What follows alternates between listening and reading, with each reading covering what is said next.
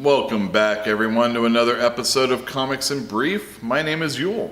Let's talk about some comic news. First up, IDW and ONI Press have announced a crossover miniseries event featuring Rick and Morty and Dungeons and Dragons. These are two of my favorite things as I play Dungeons and Dragons every Saturday and I watch tons of Rick and Morty. Art chores are going to be handled by Troy Little with writing by Jim Zub. He's a D&D comics veteran. He's also going to be getting help by a guy by the name of Patrick Rothfuss. And I hear that's a big deal. He's written some fantasy novels, I guess. Anyway, I'm going to be picking this up because I like these two properties and I think you should too. Next up in DC news, they have announced a brand new Catwoman series to come out on July 4th. It is going to be written and drawn by Joelle Jones. And for those of you that don't know, she is a fantastic illustrator. Can't wait to see what she's going to do with this book. Catwoman is very popular right now. If you don't know, she is going to be marrying Bruce Wayne. Batman, curious on who's going to take whose name. Also in DC news, they have announced that their DC Nation #0 issue that has yet to come out has sold 1 million copies to comic stores. The one caveat on that is that it only costs a quarter. In comparison, Action Comics 1000, which is coming out on the 18th, sold over 500,000 copies, and the ticket price on that book is going to be $8. So that's pretty fantastic. And in Stan Lee news, he has made TMZ, so this is all over. Unbeknownst to Stan Lee, he has been signing comics in his own blood. Seems a fake nurse took it, and it was mixed with ink, and he's been signing some Black Panthers. Stan Lee's been in the news a lot lately, people. I mean, it's time to let him just have a good rest of his life. Just leave the guy alone. Some highs and lows in comics this week. Let's see what I thought.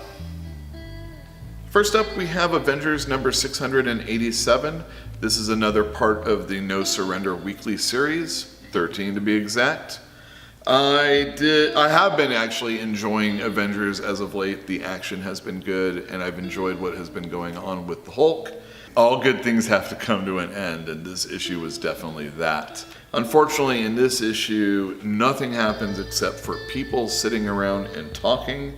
The Avengers character whose head we get to infiltrate is the Wasp. It's Janet Van Dyne Wasp. I didn't like this issue. Nothing progressed.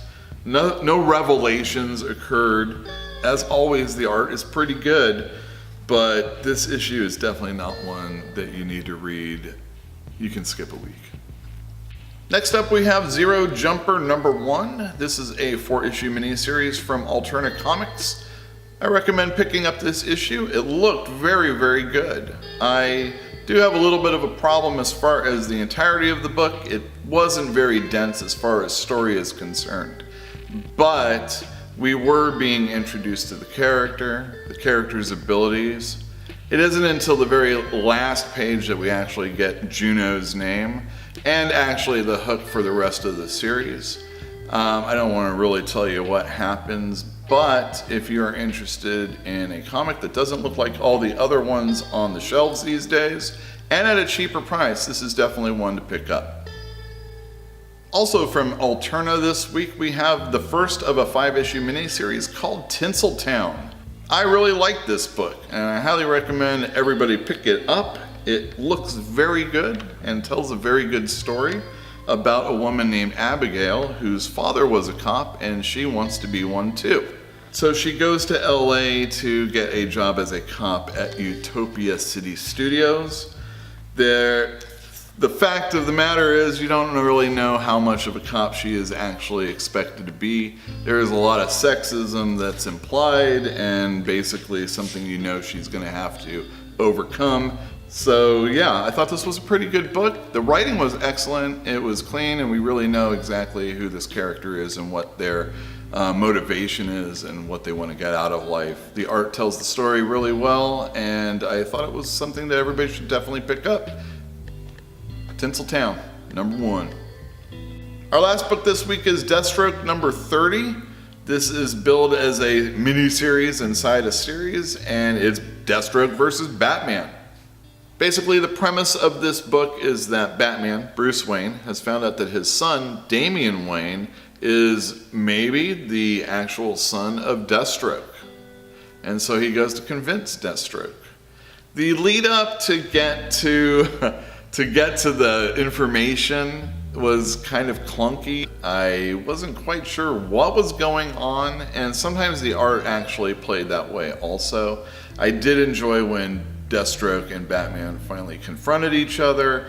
It didn't seem like I really know where this story is going to be going. It was like Batman told Deathstroke, "I'm watching you," and Deathstroke's all, "Oh yeah, well I know your stuff too," and that was kind of the end of it. So I'm a little perplexed as far as where this story is going and whether or not I really want to read the next issue.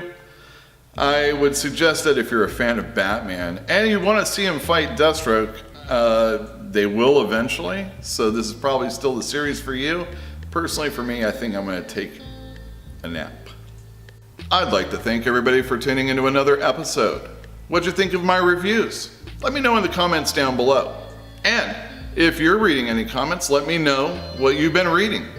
Also, if you want more good comic fun, I highly recommend a podcast called the Comic Cast Podcast. In fact, I got an idea from those guys, and I'm going to be giving digital downloads away for free on Twitter, so follow us there on Fridays, and we'll see you next week.